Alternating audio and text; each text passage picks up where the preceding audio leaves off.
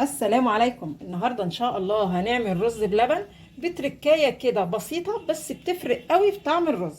تعالوا بقى نسمي الله ونشوف عملنا الجمال ده ازاي. اول حاجه معايا هنا نص كوبايه رز، انا مش غسلاه ولا اي حاجه لان هو جاي نضيف ومتغلف في كيس يعني. وهطحنه كده في مطحنه الخلاط.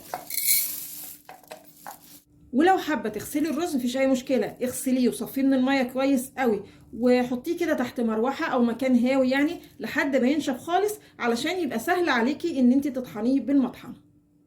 زي ما قلت لكم هطحن الرز تمام كده. وده شكل الرز بعد ما اتطحن. انا مش بطحن الرز جامد، يعني انا مش بخليه كده زي دقيق الرز، لا انا بخليه حبيبات كده زي حبيبات السكر بالظبط. بصوا اهو، وده اللي هيميز ان شاء الله الرز بلبن اللي هنعمله النهارده.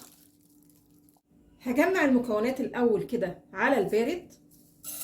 الرز، سكر حسب ما تحبي، معلقتين كريم شانتيه، معلقتين لبن بودر، وعلشان المقاطعه اللبن ده انا جايباه سايب، معلقتين نشا، والمعالق اللي انا بستخدمها معالق كبيره، باكو فانيليا او ممكن تحطي معلقه ميه ورد صغيره.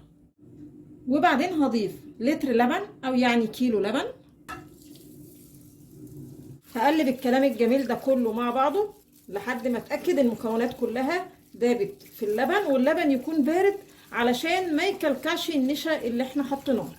بعد ما اقلب بقى كله مع بعضه كده كويس قوي، هنقلهم على البوتاجاز. نقلت الكسرولة على البوتاجاز، النار تكون متوسطة علشان الرز كده ياخد راحته في السوا، وكمان علشان اللبن ما يفرش لان احنا حاطين لبن خالص مش حاطين ميه. وافضل اقلب كده باستمرار علشان الرز يعني ما يلزقش في الكسرولة من تحت ويبقى ني وما يستويش، وكمان علشان النشا ما يعملش كده تكتلات. هي حاجات بسيطة بناخد بالنا منها بس بتفرق في النتيجة النهائية. السمك كده ابتدى يتقل معايا وانا بقلب اهو، وكمان لازم تظهر الفقاقيع دي اهي. بصوا علشان نضمن ان شاء الله يعني النشا يكون استوى. هطفي على كده.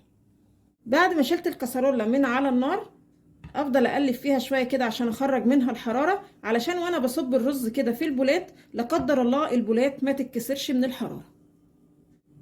اوزع بقى الرز.